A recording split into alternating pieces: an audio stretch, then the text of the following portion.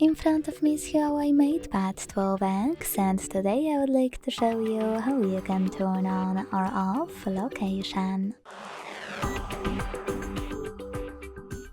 Begin by going into Tab menu and looking for Location shortcut.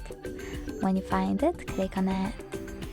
Then select Agree in Location Services pop-up to turn it on.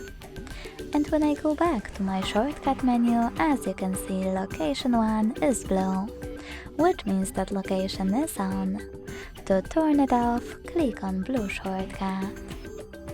You can also just go into Devices Settings, scroll down and click on Location section over here. Then tap on this switcher next to access my location to switch it on or off.